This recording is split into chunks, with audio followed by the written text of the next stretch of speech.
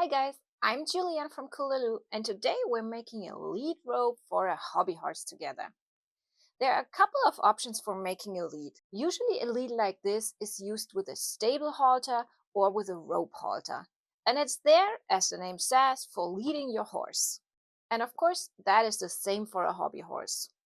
In this video, I'm going to show you a couple of different options for making such a lead. This one here is a round braided lead rope, and in my opinion, it's one of the cutest lead ropes you can make, but it's also one of the trickier ones. That's why I'm also going to show you a few much more simple options first. Okay guys, let's get started with lead rope number 1.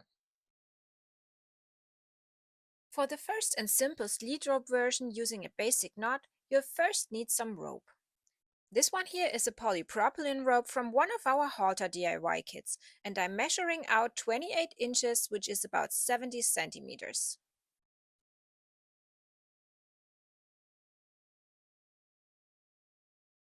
Because the rope is made from polypropylene, I can now carefully seal the ends with a lighter. If you're using the same material and you're a minor, please ask a parent for help with this step. Next, you'll need a snap hook. I prefer the ones with a round eye, because the round rope sits great in it. Now, thread one end of the rope through the snap hook. And now the simplest method is just to tie a basic knot here. This secures the snap hook firmly to the rope. And with that, the first lead rope is already finished. For the second lead rope, using a so-called hangman's knot, I'm using this beautiful patterned polypropylene rope from one of our aqua pink halter DIY kits. For this lead rope, I need 40 inches, which is about 1 meter of rope.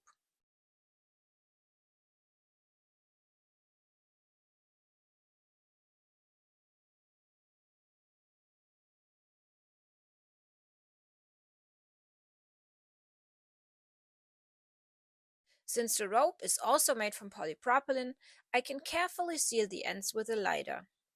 If you're a minor, please ask an adult for help with this step. Now slide one snap hook with a round eye onto the rope. Position it about 16 inches or 40 centimeters from one end.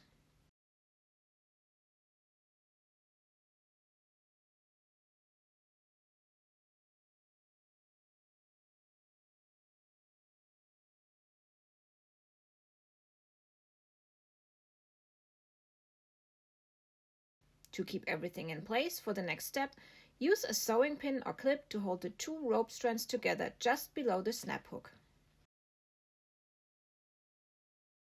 Next, we'll form a loop. Lay both rope strands straight down from the snap hook. After about 3 inches or 8 centimeters, bend the shorter end back upward to create a small loop that runs toward the snap hook.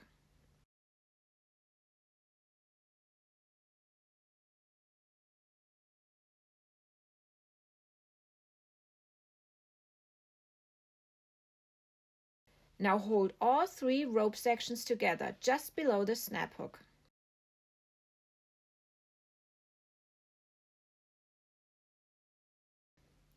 With your other hand, start wrapping the short end tightly around all 3 strands, beginning right under the snap hook.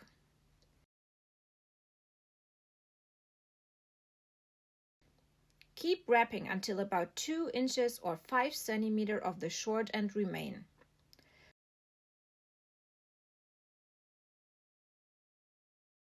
At this point, you should see a small loop sticking out at the bottom. Take the remaining short end and thread it through this small lower loop.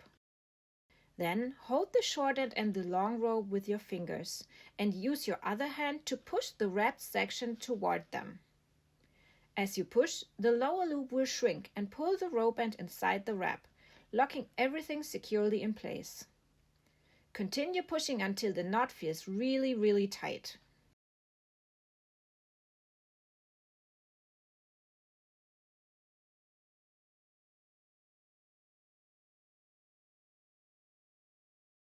Now adjust the upper loop where the snap hook sits by pulling on the long rope.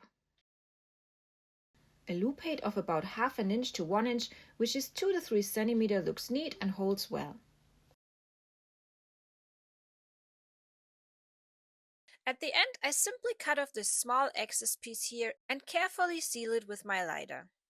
This step is optional though. In theory, you can also just leave it as it is.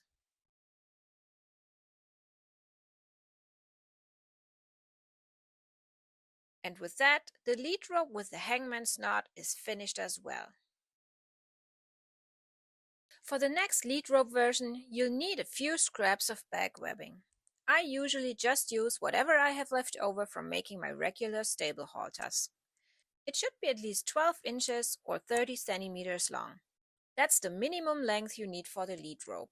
You can also make it longer if you like, up to about 40 inches, which is about 1 meter, depending on how much webbing you have left.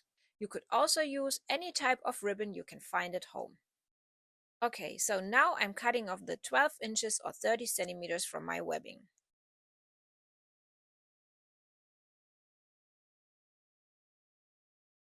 As my webbing is made from polypropylene, I can carefully seal the ends with a lighter. If you're a miner and use PP webbing as well, please ask a parent for help with this step. Now, all I really need to do is thread one of these snap hooks with a D-shaped eye onto one end of the webbing. Then I form a loop about 1 inch or 2 centimeters in size, which is then either glued or sewn in place with a sewing machine. But before I do that, I'd like to decorate the webbing a bit. The first option is to sew on some ribbon or any other decorative trim. This can create some really nice effects. I'm going to sew this cute star patterned ribbon onto the webbing. My bobbin thread matches the color of the webbing, pink, and the top thread is blue, just like the star ribbon. I position the ribbon centered on the webbing and sew it in place. In theory, you could also just glue it on. At the beginning of the ribbon, I fold the end slightly to the back of the webbing so it doesn't fray. This is the end where I later thread on the snap hook and form the loop. Now I sew the ribbon in place using a straight stitch close to both edges.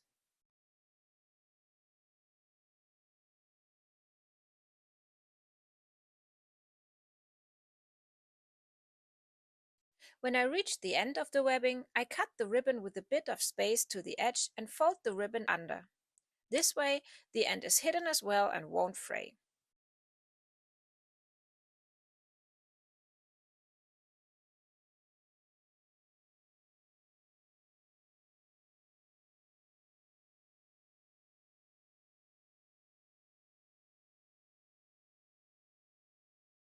The ribbon is now sewn on and I can thread the snap hook onto the end of the webbing. Then I form a loop about 1 inch or 2 centimeters in size and sew it in place with a straight stitch. Alternatively, you can of course use glue. And with that, the first lead rope made from webbing is finished. The second way to decorate the webbing is simply by using a decorative stitch on your sewing machine. I'm using this decorative stitch from my machine. I sew along the entire length of the webbing using a light blue thread, creating a nice color contrast.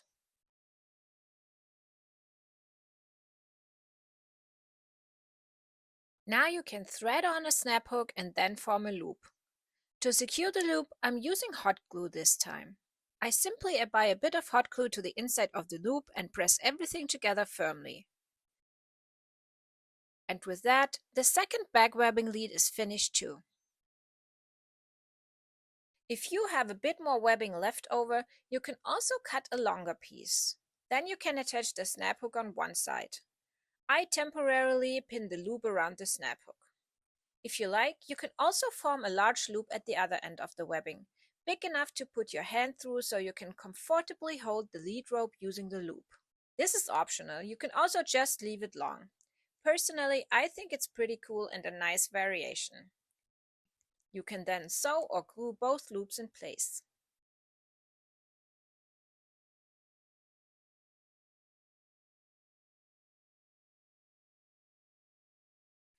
And with that, we've made 3 different cool lead ropes from leftover bag webbing. I think they look really great and are a perfect way to use up scraps.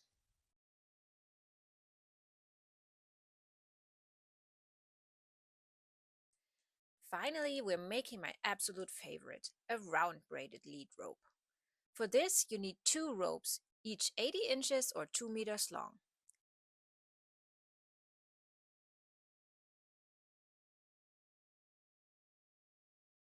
I sealed the ends with a lighter because the ropes are made from polypropylene. If you are a minor, please ask your parents for help with this step. Now you need a snap hook with a round eye. Thread both ropes onto it so that the snap hook sits exactly in the middle. To do that, I line up all 4 ends and slide the snap hook along to the loop. That's the exact center.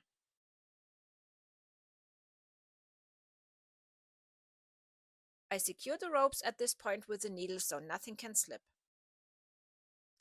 To make braiding easier, I'm using a felt mat and pinning the snap hook in place so it doesn't move. Alternatively, you can use a cushion or just hold it in your hand. That works too. For demonstrating, it's just easier when the snap hook is fixed somewhere. Alright, let's get started. Place one color in the middle. For me, that's pink. And the other color on the outside. For me, purple. Now take the left outer rope, in my case purple, form a small loop, and guide it under the 2 middle ropes, which are the 2 pink ones.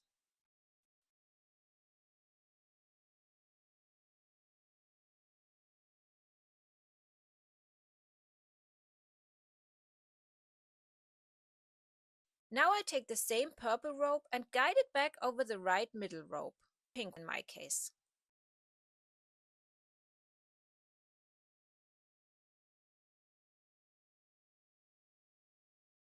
This is what it should look like now. Next, I do the same on the other side with the right outer purple rope. I form a small loop and guide it under the 2 middle ropes, one pink and one purple now, and bring it back over the left middle rope, which in this case is purple. This way, both purple ropes are next to each other again. And now slide everything up a bit toward the snap hook.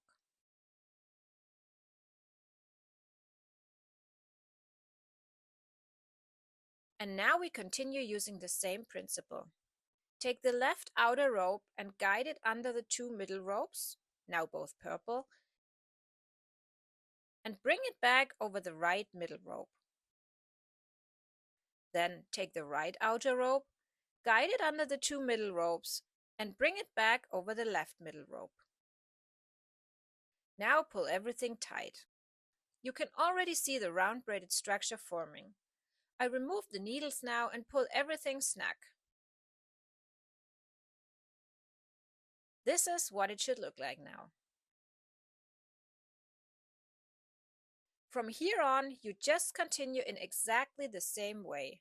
Left rope under 2 and back over 1, then the right rope under 2 and back over 1 and tighten.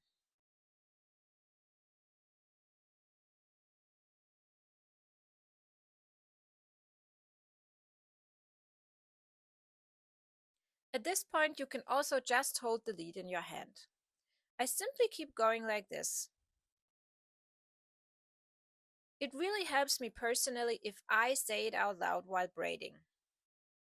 Under 2, over 1. Under 2, back over 1. Tighten. Under 2, back over 1. Under 2, back over 1. Tighten.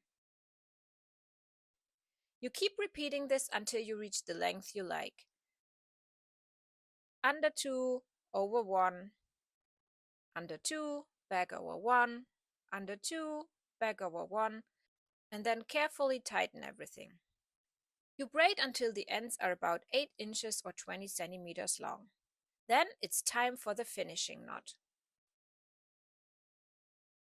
For a simple option, you can just take all the ends and tie one knot. That's the easiest way. Or you can make a nicer finishing knot that looks a bit more aesthetic, which works as follows. First, we make a Scooby-Doo knot.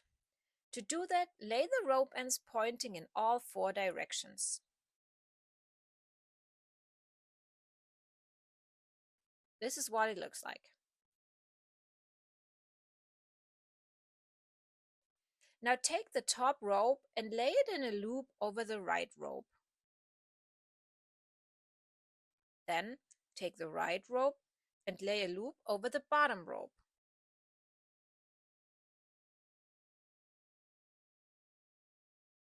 Next, take the bottom rope and lay a loop upward over the left rope.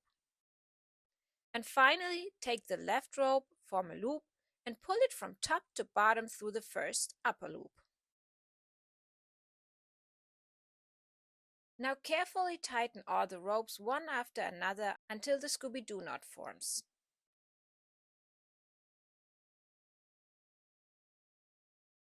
We repeat this whole process a second time.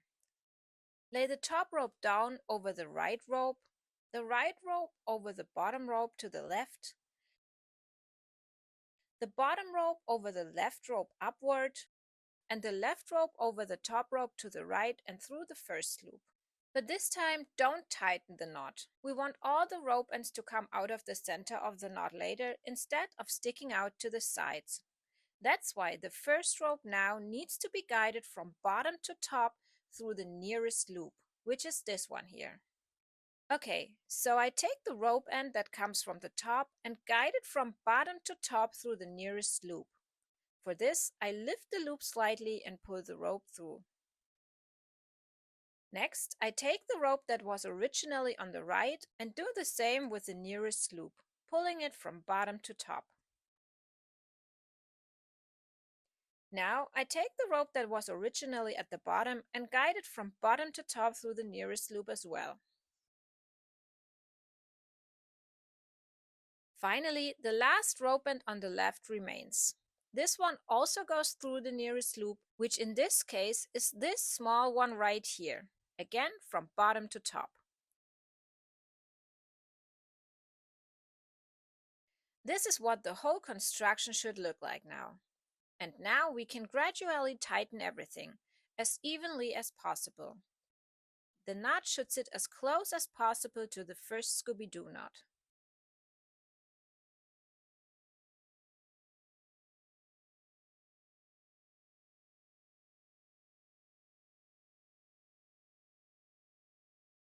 And this is what the finished knot looks like now.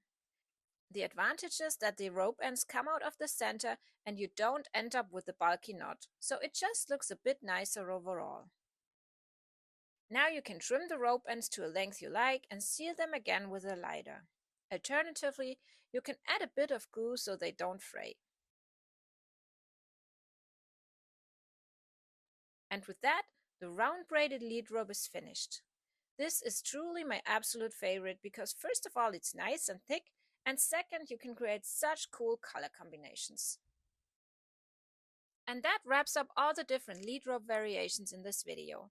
I hope this gave you some inspiration to try out different materials, colors, and techniques. If you enjoyed this tutorial, I'd be so happy if you gave it a thumbs up. And don't forget to subscribe so you don't miss any future hobby horse DIYs. Thanks so much for watching and happy crafting!